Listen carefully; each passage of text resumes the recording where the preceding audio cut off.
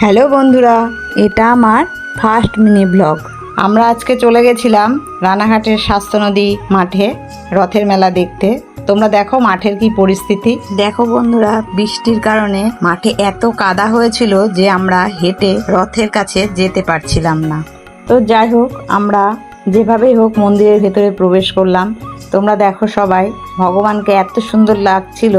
আজকে ভগবানের বেশ ছিল রাজবেশ, আর সবাই আনন্দের সঙ্গে কীর্তন করছিল ভেতরে। আমরাও সেটা উপভোগ করলাম।